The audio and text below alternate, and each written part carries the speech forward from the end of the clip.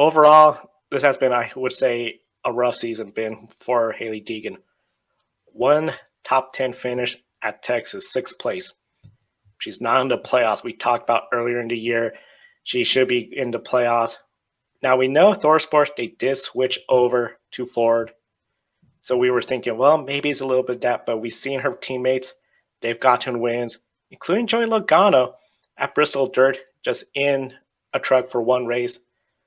This is her third season in the Truck Series, and we know the season's coming toward an end. So do you think potentially the patience from Fords and sponsors on seeing Deegan perform might be starting to draw thin?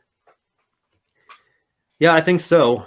And again, Deegan is certainly very marketable with what she does with her social media pages, and I'm sure that brings some added exposure to her partners as well. But again, it doesn't justify not making the playoffs in a ThorSport truck, not really even coming close, to be quite honest with you, to making the playoffs in a ThorSport truck. When you have teammates that are winning races and teammates that are competing for championships, when ThorSport, and I don't think it's an exaggeration to say this, the main reason that they switched to Ford was so that they could bring Deegan in because of her relationship with the manufacturer, and you only have one top 10 finish driving that 13 truck, that is a problem.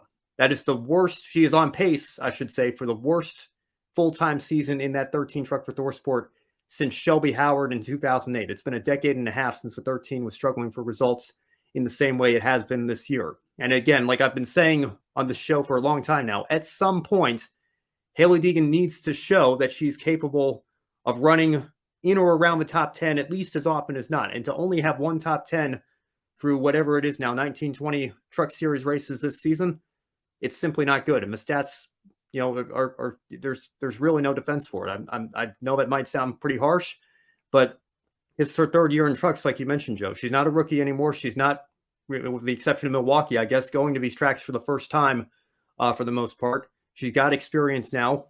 You would have expected by now to have seen a step forward in the results. And to be honest, we haven't really seen that from what she was doing in the DGR Crossley truck the last couple of years. Yeah, this season has just not been going good for her at all. As you mentioned, just seems like even worse than before. We've seen her have success when it came to the K&N series, but overall, this has just been one of the worst seasons. Unfortunately for her, 4 races remaining. We know they're just about to start at Bristol, so it'll be interesting to see how she does in Bristol tonight. Talladega, that's a wild card. I mean, if your truck can start up, you got a shot at winning. Avoid the big one. That's a big key, but we know there's a playoffs, so a playoff driver might likely be up front. Homestead, all the different groups there, and then, of course, Phoenix. Those are the only races left for Hailie Deegan and all the Truck Series drivers. So if she was to score top 10 finishes, would that be a good indicator to keep Deegan in the discussion for another year in the Truck Series? Or even, we know she did on the Xfinity start, potentially make a move to Xfinity Series? Yeah, Joe, the future for Hailie Deegan is going to be very interesting. We'll see what she ends up doing this offseason. I know a lot of people have suggested that Xfinity Series move because they say, well, when you look at the Truck Series, it's kind of a chaotic mess and these drivers don't have a lot of experience and you frequently get caught up in somebody else's mess. But the counter to that is you're much more likely to get caught up in somebody else's mess if you're running down in the 20s and not up in the top 10s. So that's, kind of, I think, been the story of Deegan's season in many respects. Now, not every accident she's been in has been of her own doing, but at the same time, when you're racing around other inexperienced drivers towards the back of the pack that are more prone to make mistakes, you're much more likely to get caught up in that kind of stuff. You talk about Talladega, Joe, that was where she got a 6th place finish last year, and obviously we all know how super speedway racing works.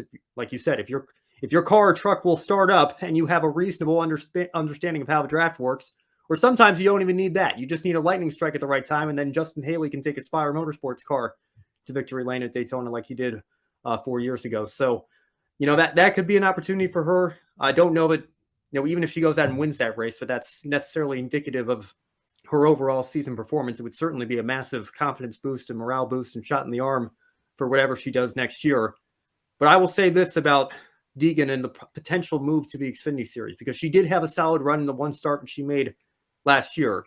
If she goes to Xfinity, you would have to think that it's, if not going to be in a Stewart-Haas car itself, certainly a car that is heavily aligned with Stewart-Haas, maybe an RSS racing car that gets a lot of support from Stewart-Haas, or, obviously she did a race for SS Greenlight Racing in 2022, it would be a situation like that where it's not a Stewart-Haas Racing car on paper per the owner's standings sheet, but we all know that they're getting a lot of technical support from that team.